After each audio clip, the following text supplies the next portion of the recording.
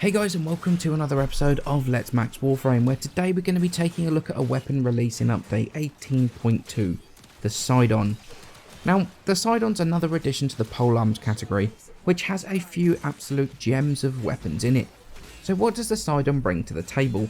Well, it's the first and only puncture-based polearm, with a pretty decent 75.1 base damage, 71.3 in puncture, with just a tiny bit of impact at 3.8.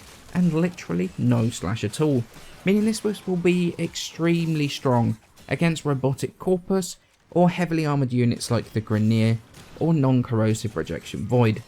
Now its supplemental stats aren't really anything to write home about though.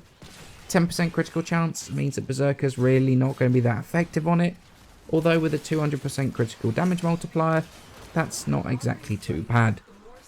Its attack speed of a rather meagre 0.92 is not exactly the best either, meaning that, especially without Berserker, this is not a very fast weapon at all. It does have one special feature to it though, a very decent 25% status chance, meaning that you can really push out the status procs with this thing. And with it being a polearm like the Author's Prime, it has incredible range, even before you take into account Prime Reach, really making the application of those status procs to large groups of enemies very easy.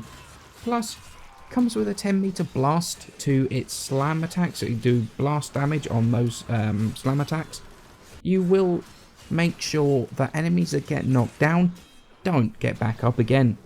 However, like I've said, with it being puncture, it's strong versus armor and robotics, however it's also very weak against shields and other fleshy units like Fleshy Corpus and almost all the Infested, making this weapon really designed for slaughtering Grineer, which is kind of strange when it's a Grineer weapon in the first place.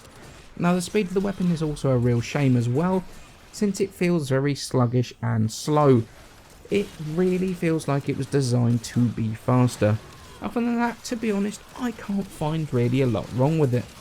Okay, so let's move on to starting to mod the Sydon. Now it doesn't come with any polarities as standard, however we're going to add one to the weapon, which is going to be a V polarity. Now the stance slot comes with a polarity that matches Shimmering Blight, which is good because this is my preferred stance for this weapon, purely because of the overhead swing that it does during the combo, which helps to deal with things like Ospreys, Mutalisk Ospreys and anything that's flying really. Now, the majority of the mods are going to remain the same between the three builds. We got Primed Reach for some insane range on this thing, Pressure Point for damage, Fury for attack speed. We've got Auger Strike, which is going to really buff up that puncture damage, and actually works out to be more effective than a 90% elemental on this weapon. And we've got I go with a Max Life Strike. Personally, I just want to do one swing, one channel, and have all of my life back in one go, and that really helps, especially at much higher levels. Now in terms of the way we're going to mod this in terms of elementals, we're going to go with dual stats most of the way, which is going to be 3 of them, bringing our status up to 70%. So for the Grineer, we're going to go for a Radiation Toxin build, Volcanic Edge and Voltaic Strike, and Virulent Scourge, which is going to bring up that radiation and toxic damage. For the Corpus, we're going to go with Vicious Frost and Voltaic Strike for magnetic, and Virulent Scourge, which is going to bring up the toxin damage. And in the Void, Virulent Scourge, Voltaic Strike for the for corrosive. And because we don't have a lot of impact on here, we're going to go with Vicious Frost, which is going to help deal with some of those shielded units. Now, if you're running the corrosive projection build in the Void, you can just switch things around just a little bit and you will be able to get the viral and heat build that you need for the corrosive projection void. And this actually can be a very good all-round build. You could use this against the Grineer as well, but I prefer going with those really focused unit-specific, I guess faction-specific damage mods. I find them to be way more effective than just having a one-build-fits-all sort of scenario.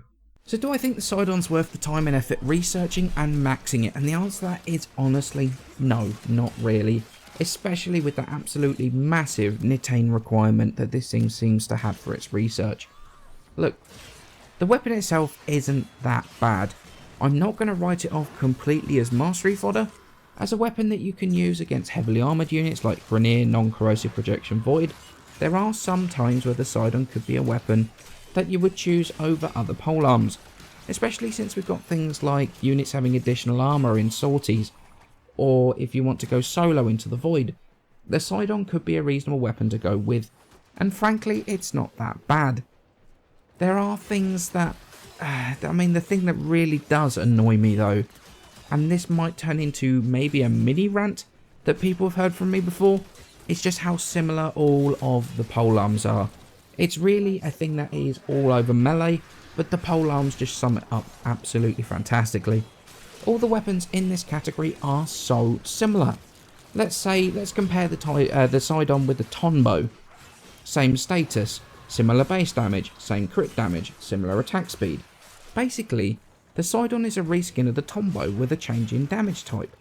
And that's what really frustrates me about melee in general, is that once you've tried one of the classes, you've tried them all. There are so few that are mechanically different, interesting melee weapons.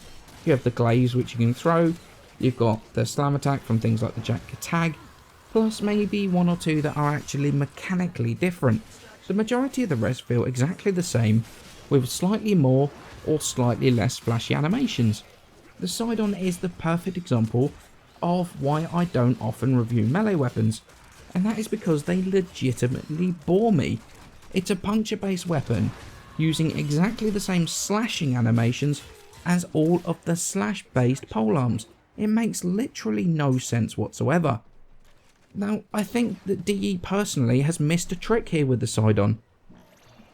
From a personal point of view, I'd have wanted them to maybe hold off slightly with this weapon and bring it in as a different class of melee, or as a stabby type of melee weapon, similar to another melee I've wanted in the game for a long time, which is maybe a spear type weapon that could be thrown much like the glaive.